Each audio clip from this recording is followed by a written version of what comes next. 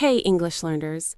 Welcome back to English Conversations, your cozy, calm place to grow your English and grow as a human at the same time. I am Maya. And I am Carlos. And today feels a little heavier. Not depressing, just honest. Yeah, because if you open the news right now, or even just scroll on your phone for 2 minutes, you can feel it. Tension, anger, fear. People arguing like it is some kind of sport. Olympic level arguing. Like, can we give out medals for this? Exactly. Gold medal in aggressive comments. And maybe you're listening right now thinking, I am just one person. I am tired. What can I even do? If that is you, you are not alone. A lot of good, kind, ordinary people feel completely overwhelmed right now. So today's episode is built around one simple question, but it is a big one. Can the world live in peace? And before we go any deeper, we want to say something very clearly. We are not here to take sides. We are not here to attack any country, any religion, any political group. We are here for the people, for civilians, for families, for children, for the ordinary human being who just wants to live a normal life. Because the truth is, civilians do not need conflict. They need safety. They need dignity. They need a normal day, a boring day, the kind of day where your biggest problem is, what should we have for dinner tonight? A peaceful, boring day is actually a luxury. It really is. And a lot of people in the world right now do not have that. This episode is not just about the world. It is also about daily peace, the peace in our homes, the peace in how we speak, the peace in how we disagree, the peace in our online spaces. Yeah. Even online, we can choose to be gentle. One kind message, one calm reply, can settle a lot of noise on someone's screen. True. And peace is not just a big political word. Peace is a daily habit. And today we will talk about that step by step. Also, this is a B2 level episode, so the English will be richer and more natural, but we will still speak clearly, repeat key ideas, and keep everything easy to follow. And when we use an important new word for the first time, one of us will quickly explain it in simple English so you can learn while you listen. And if you are a strong B1 learner, stay with us. Some parts might stretch you, but that stretch, that is how your English grows. Don't disappear. Just listen once, then come back and listen again. That second listen is magic. Okay, Maya, real talk. When your brain feels heavy from the world, what is one tiny thing that makes you feel calm again? Oh, good question. For me, it's a walk. Even just 10 minutes. No phone, no headphones, just sky, just trees, just breathing. Something about being outside reminds me that the world is actually still beautiful. What about you? Honestly, I clean one small area, like my desk. Not my whole apartment, just one small space. It makes me feel like I have a little control again. Like, okay, I cannot fix the planet today, but I can fix the chaos next to my laptop. I love that. Micro-peace. You're creating a tiny island of calm in a stormy world. Exactly. Micro-peace. I like that phrase a lot. So, listeners, if you are with us right now, maybe pause for just 1 second and ask yourself, what gives me micro-peace? Because that matters. You cannot be a peaceful person if you are constantly burning inside. Right. And today we want to do two things together. We want to give you language, B2 English you can actually use to talk about peace, conflict, and emotions in a calm and respectful way. And we want to give you a message, a simple, real message. We do not have to copy the hate we see. We can choose something different, something better. We can refuse to be hostile. We can refuse to dehumanize people, to treat them like they are less than human. We can refuse to spread hate in the name of anything, any flag, any religion, any idea. And we can still be strong. Peace is not weakness. Peace is emotional strength. It takes more courage to stay calm than to shout. Before we start, a small request. If this kind of meaningful English conversation helps you, please like the episode, subscribe, and share it with one person who needs a little calm today. And in the comments, tell us honestly, where do you need more peace right now? In your mind, your home, your relationships, your work? Just one line. That's enough. All right, let's begin, and let's start with a picture. When most people hear the words world peace, what do they imagine? Something huge, something far away, like a poster on a wall in a school or a speech by a president. It sounds like a dream that other, more important people are responsible for. Exactly. World peace? Huge, almost unreachable. But daily peace? That is much closer.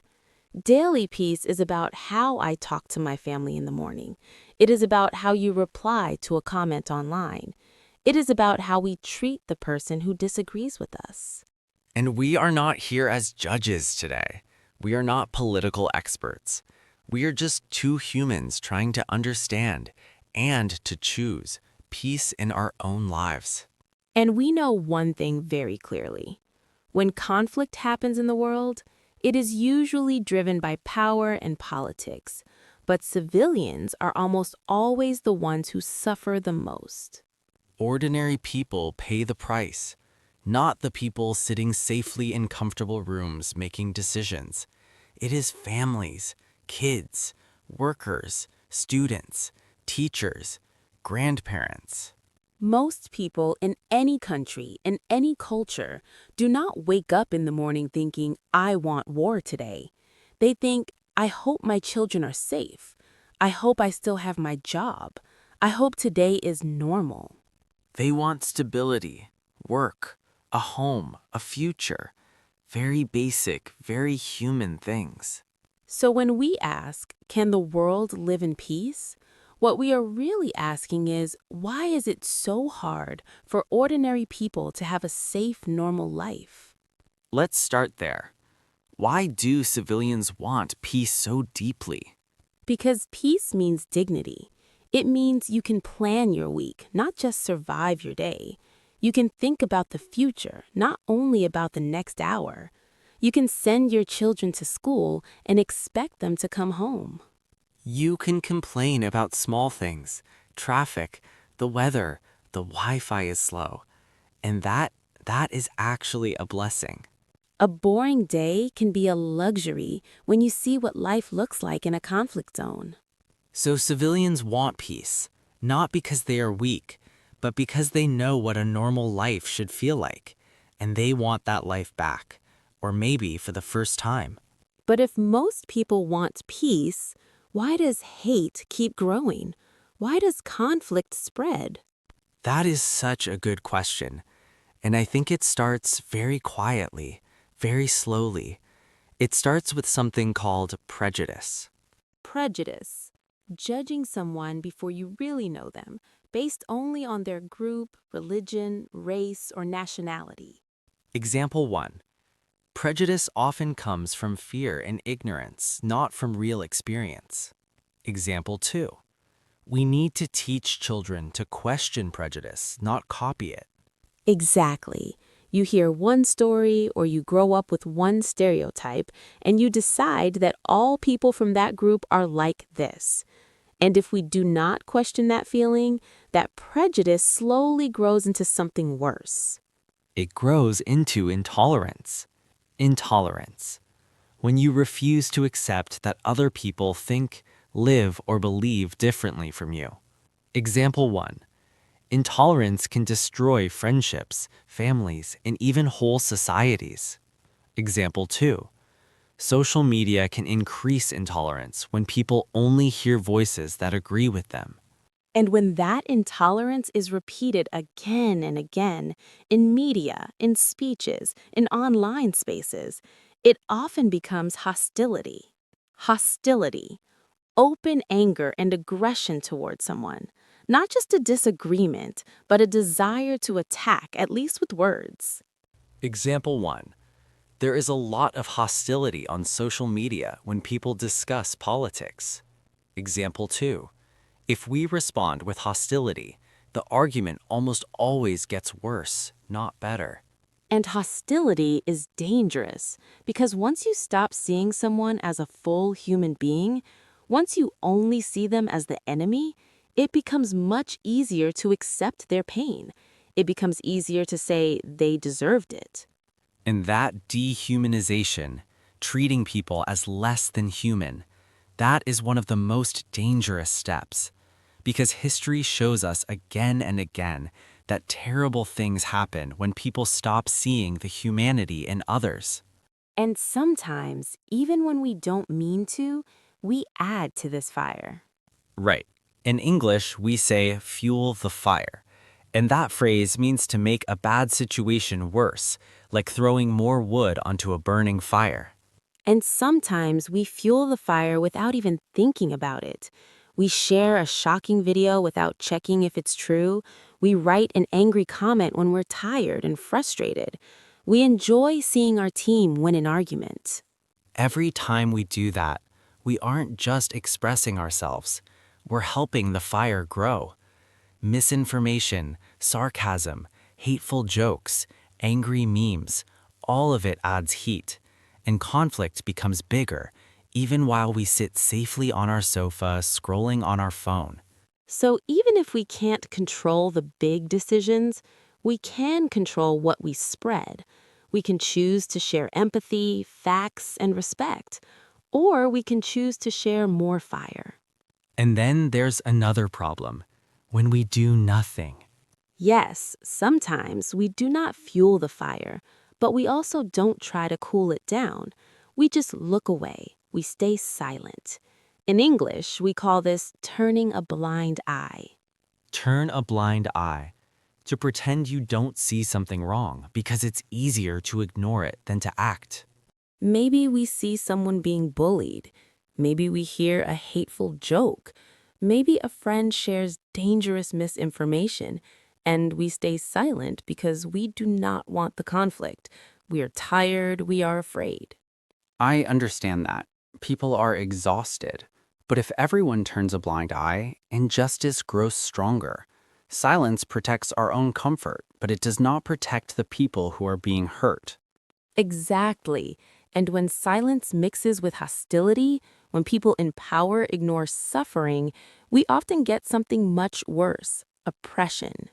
Oppression, unfair and cruel treatment, usually by people in power towards people who have less power. It can mean no voice, no rights, and constant fear. Example 1. History is full of people who stood up bravely against oppression. Example 2. Oppression often begins quietly when small injustices are accepted as normal. And again, it is civilians who carry the weight. They lose their homes, their jobs, their families, their sense of safety. Politics may push the conflict, but ordinary people carry the pain in their bodies, in their memories, in their children's futures. And that is exactly why we cannot treat war or conflict of any kind like a sports match, like my team versus your team. It is not a game. It is human lives. There is also another hard truth we need to talk about. When people live with fear, humiliation, and anger for a long time, they can become easier to radicalize. Radicalize. To push someone toward very extreme ideas or actions, often using fear, anger, or manipulation. Example 1.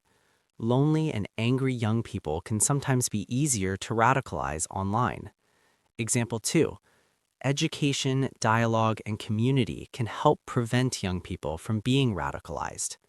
Radicalized people begin to believe that violence or hate is the only answer left, and that is where extremism grows. Extremism. When beliefs become so extreme that a person rejects balance, dialogue, and basic respect for others. Example 1. Extremism often offers simple answers. All the problems are because of them. Example 2. Many communities are working together to prevent extremism by building trust and understanding. Those simple answers feel powerful for a moment, but they destroy peace instead of protecting it, because real life is never that simple. Real people are never just one thing.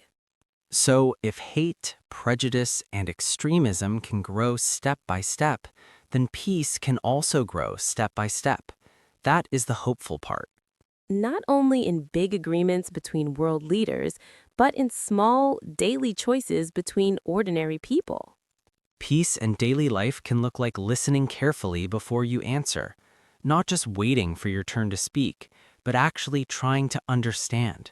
It can look like respecting someone's pain, even if you do not fully understand their situation.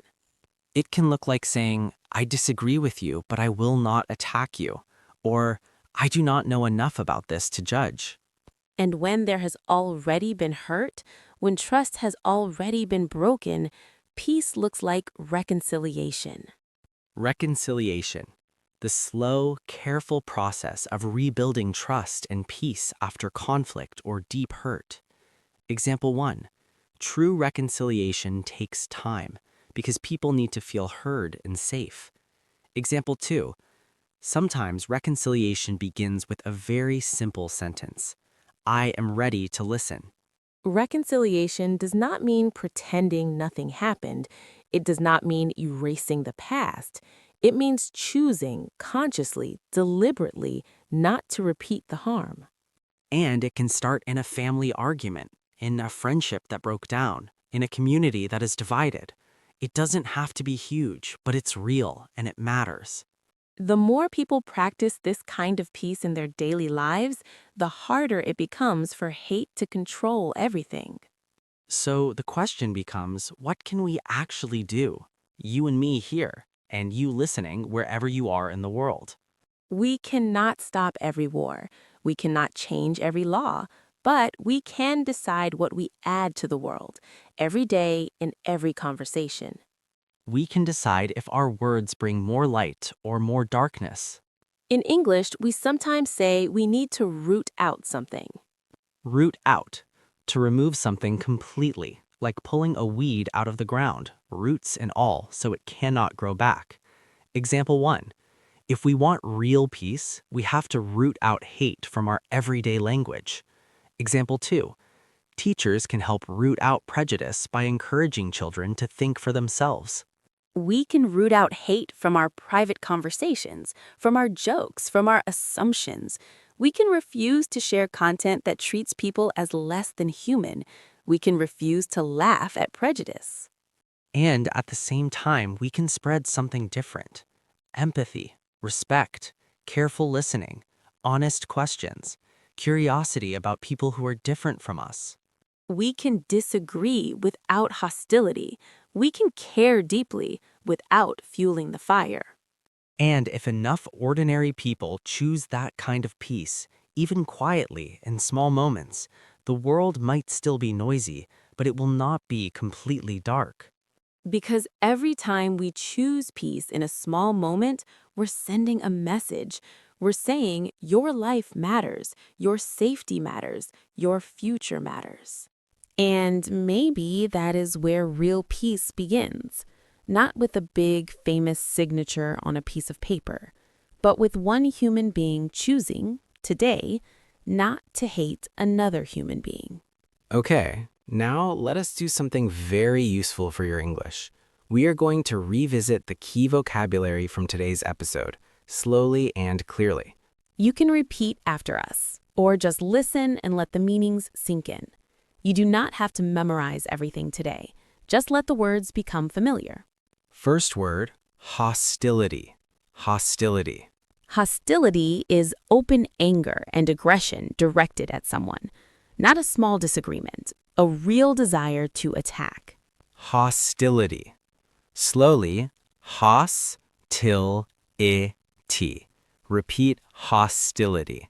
Next word, prejudice. Prejudice.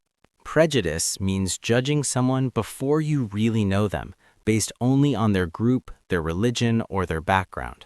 Slowly, prejudice. Repeat, prejudice.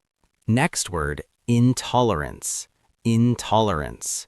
Intolerance means refusing to accept that other people think or live differently from you. Slowly, in, tall, ants. Repeat intolerance. Next word, oppression. Oppression. Oppression is unfair and cruel treatment, usually by people in power toward those with less power. It means no voice, no rights, constant fear. Slowly, oppression. Repeat, oppression. Next phrase, fuel the fire. To fuel the fire means to make a bad situation worse, like adding more wood to a burning fire. Fuel the fire. Slowly, fuel the fire. Repeat. Next phrase, turn a blind eye. To turn a blind eye means to pretend you do not see something wrong because it is easier to ignore it. Turn a blind eye. Repeat, turn a blind eye. Next word, radicalize. Radicalize. To radicalize someone means to push them toward very extreme ideas or actions, often through fear or manipulation. Slowly, radicalize. Repeat radicalize. Next word, extremism. Extremism. Extremism is when beliefs become so extreme that a person rejects balance, discussion, and basic respect for others. Slowly, extremism. Repeat, extremism. Last phrase, root out. To root out means to remove something completely, like pulling a plant out with all its roots so it cannot grow back. Root out. Repeat, root out. That was our word tour for today. If you can use even a few of these words in a real conversation, you are already speaking at a strong B2 level. And remember, you do not have to remember everything today. Come back, listen again. Use these words the next time you talk about the world and what kind of place you want it to be. And that is really the heart of this episode. Not just learn English, but use English to speak for peace, not for hate. The world already has enough noise, enough hostility, enough people shouting past each other. It needs more calm, more empathy, more people who can say, I disagree with you, but I still see you as a human being. I still see your value. You might feel small, but your daily choices are not small. The joke you choose not to repeat, the post you decide not to share, the kind comment you do write. All of that, every single bit of it, is part of peace. So maybe tonight, before you sleep, ask yourself one simple question. Did my words today make the world a little softer or a little harder? And if the answer is harder, that's okay. Tomorrow is another chance.